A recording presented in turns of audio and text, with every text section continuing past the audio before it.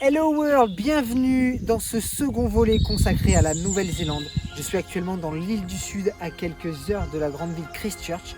Nous sommes dans un petit village pas très loin d'Ashburton, entre les montagnes et les lacs. Dans ce second volet, j'ai envie de faire découvrir la seconde île de la Nouvelle-Zélande, donc l'île du Sud. Let's go, c'est parti!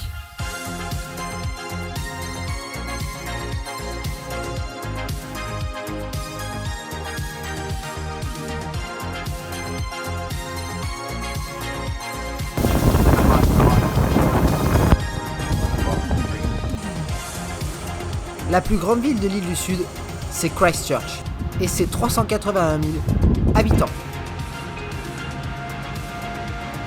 Mais la ville est aussi mondialement connue pour ses séismes.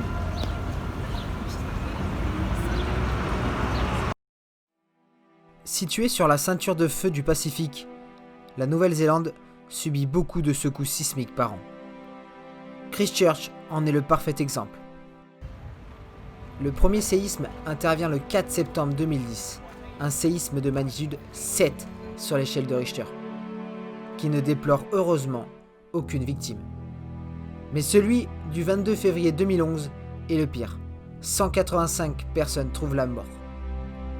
Le 13 juin 2011, quelques mois plus tard, un nouveau séisme de magnitude 6 frappe la ville, faisant un seul mort, mais beaucoup de blessés.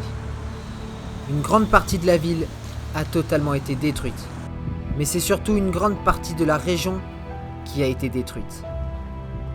7 ans plus tard, la ville est toujours en reconstruction. C'est de mes propres yeux que j'ai pu découvrir l'ampleur des dégâts.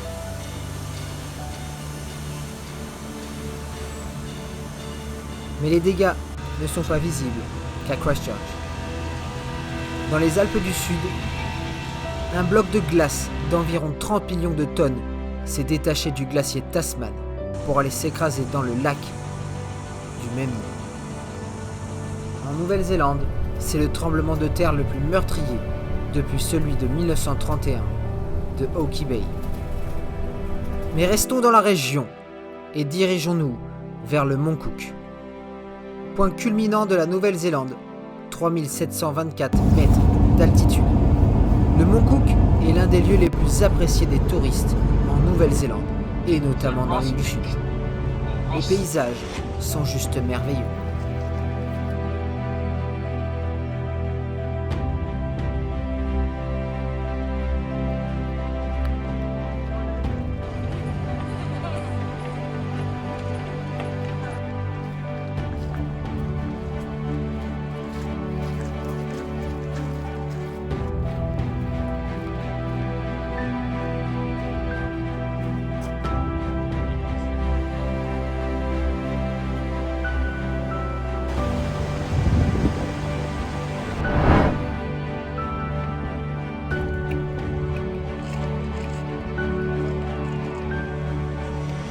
Si le mont Cook a une très grande importance dans l'histoire de la Nouvelle-Zélande et qu'il est l'un des endroits les plus prisés des touristes et des backpackers, il est aussi un lieu très prisé pour le cinéma.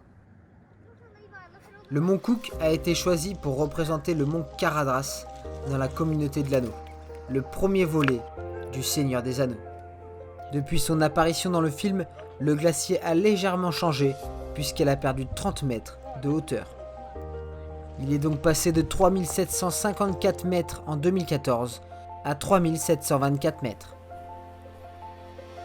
Mais tout cela pourrait bien changer. D'ici 2100, à cause du réchauffement climatique, le volume de glace pourrait perdre jusqu'à 80%. En attendant, les paysages sont juste merveilleux.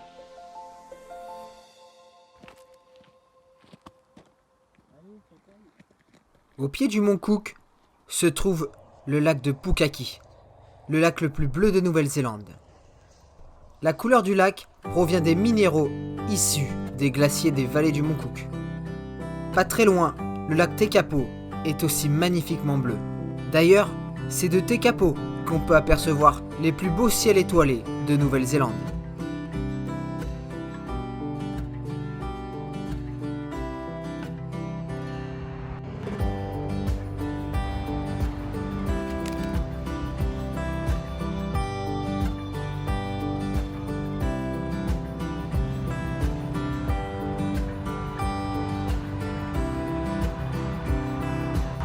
Ma route se poursuit dans la région d'Otago, du côté de Dunedin et sa sublime gare. La gare de Dunedin est l'une des plus belles gares du monde, mais surtout, elle est l'un des monuments les plus photographiés du pays par les touristes. Un train touristique vous emmène à la découverte des magnifiques paysages de toute la région. Un super moyen pour voyager dans l'île du Sud.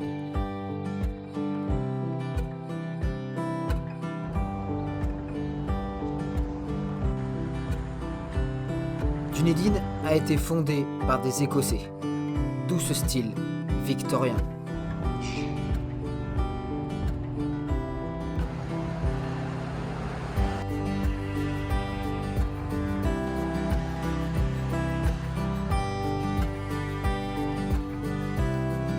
La ville de Dunedin est une ville universitaire. Beaucoup d'étudiants viennent ici pour étudier dans la fameuse Université d'Otago.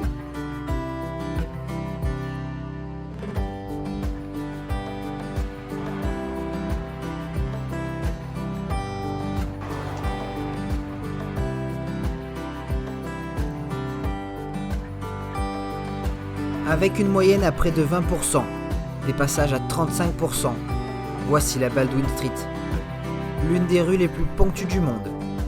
Jusqu'en 2019, elle était d'ailleurs considérée comme la plus ponctue.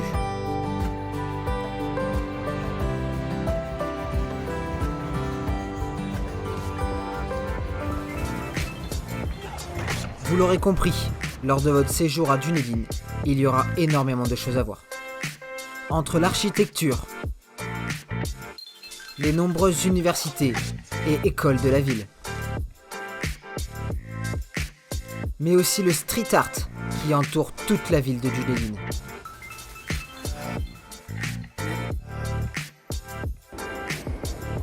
Bien évidemment, placé en bord de mer, de magnifiques plages.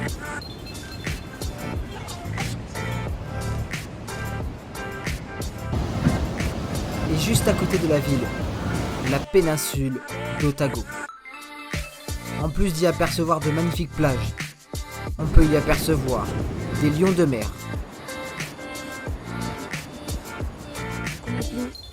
ou bien évidemment les manchots aux yeux jaunes.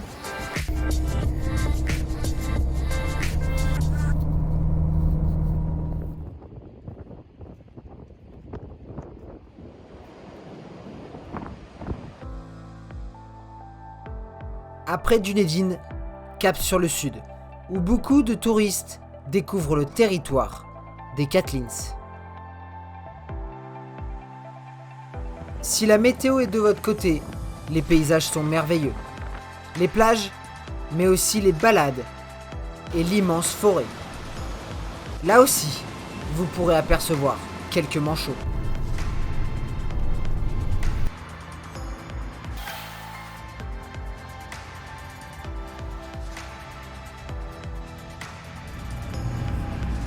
Mon prochain arrêt, c'est sur la 3e île du pays, tout au sud de la Nouvelle-Zélande, l'île Stewart.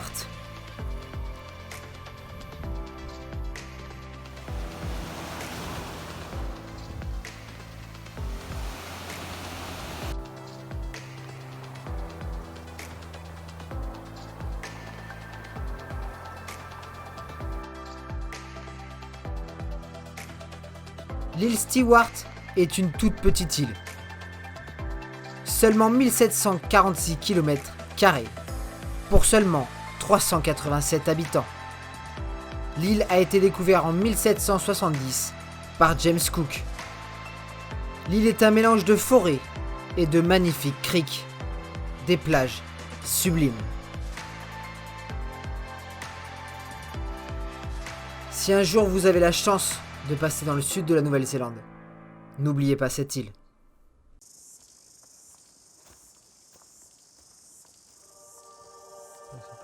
Le sud-ouest de la Nouvelle-Zélande offre des paysages merveilleux. 3 parcs nationaux s'y étendent. Le premier, le Fiordland.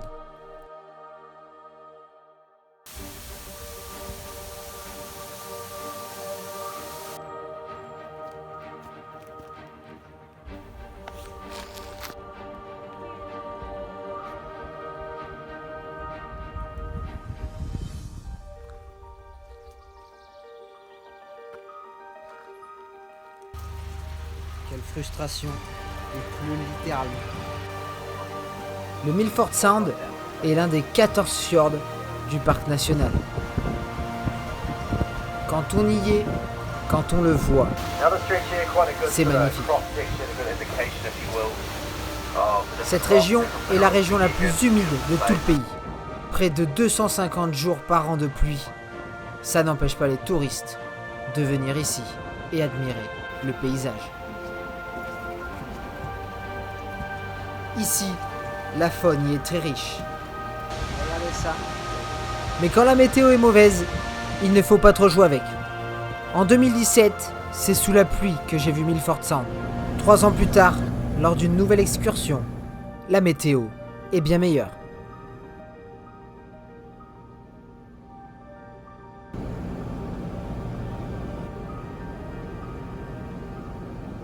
Beaucoup de randonneurs viennent ici parcourir le Milford Track.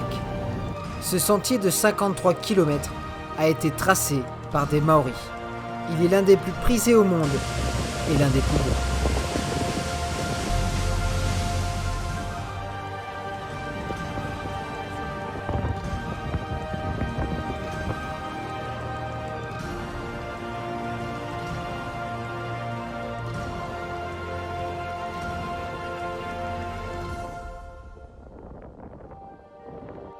Après avoir exploré une petite partie du Fiordland, je reprends la route. Direction Queenstown.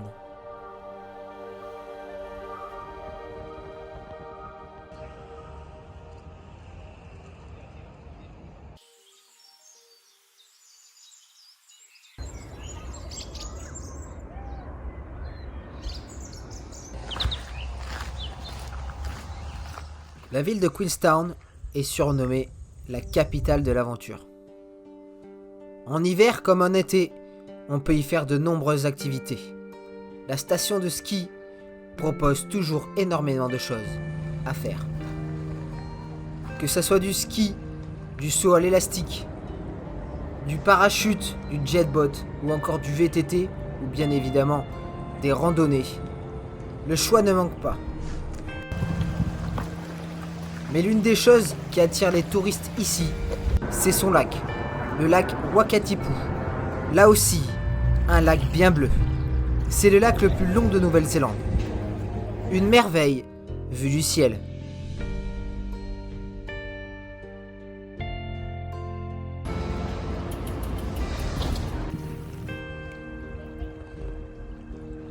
Pas très loin de Queenstown se trouve la ville voisine, la très populaire ville de Wanaka et son immense lac.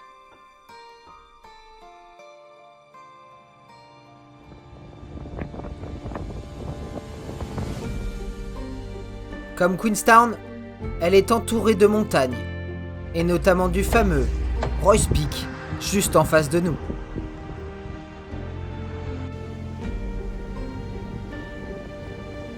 Il y a 2 façons de voir Wanaka, en été ou en hiver. Les montagnes dégagées ou les montagnes enneigées, comme ici.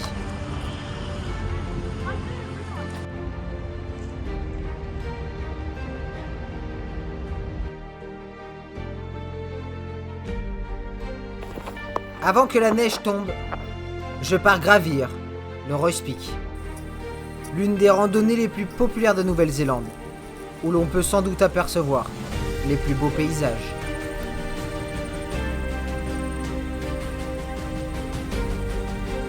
« 1578 mètres, c'est le sommet de la montagne du Roy's Peak. C'est d'ici que vous pourrez apercevoir le plus beau panorama de l'île du Sud. En dessous de cette mer de nuages, c'est le lac de Wanaka. Le matin, le lac est souvent couvert. Avant que l'après-midi, tout ne se dégage.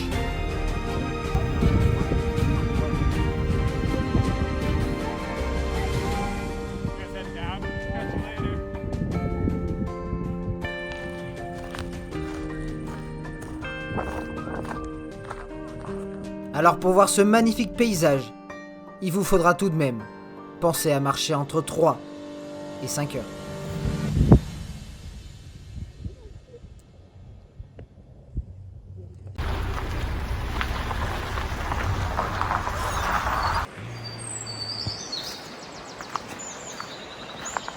Que ça soit dans le nord ou dans le sud, la Nouvelle-Zélande regorge de lieux incontournables à visiter. C'est pour ça que les gens voyagent en van et s'arrêtent tout le temps. Il y a toujours quelque chose à apercevoir, que ce soit une cascade, une ville ou ici, des Blue Pools.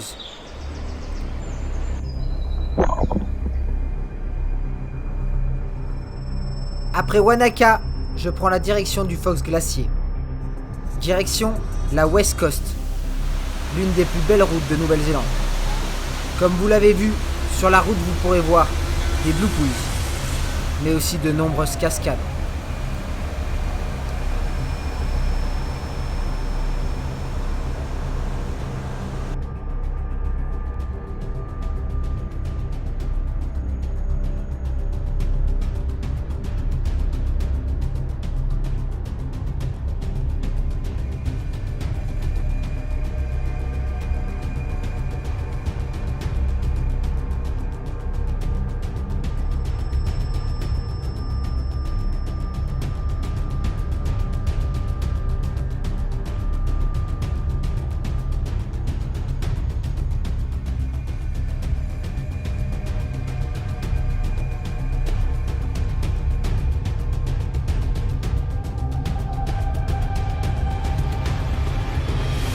Le Fox Glacier. Il est long de près de 13 km. Avec le Franz Josef, situé juste à côté, il est l'une des merveilles de la nature néo-zélandaise. Honnêtement, il sera compliqué dans le monde de voir des glaciers aussi proches de l'océan. Seulement une quinzaine de kilomètres entre l'océan et le glacier Fox.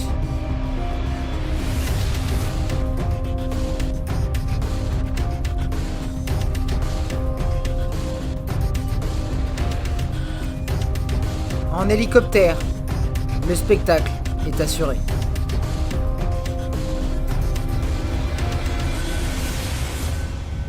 Mon prochain arrêt se fera du côté de Hokitika et ses gorges somptueuses.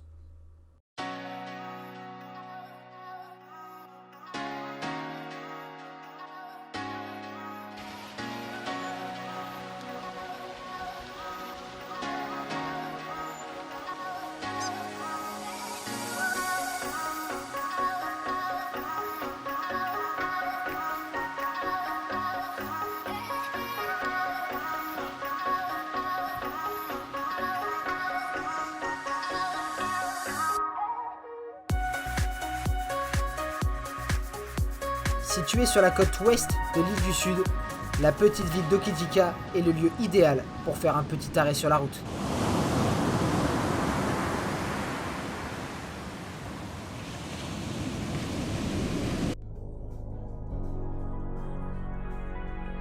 Avant de quitter l'île du Sud, il reste un dernier lieu à visiter. Le parc national d'Abel Tasman, le plus petit de la Nouvelle-Zélande, mais pas le moins beau.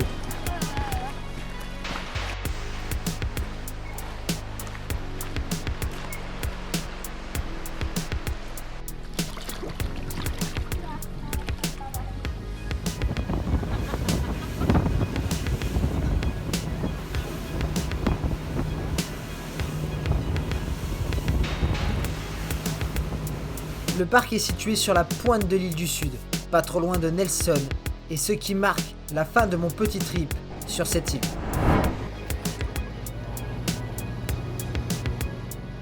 Entre montagnes, lacs, panorama à couper le souffle, l'île du Sud de la Nouvelle-Zélande est une petite merveille de la nature. Pour ceux qui espèrent un jour conquérir cette île, j'espère que tout ça vous aura donné envie. Pour ma part, il ne me reste plus qu'à reprendre le bateau et me diriger vers de nouveaux horizons.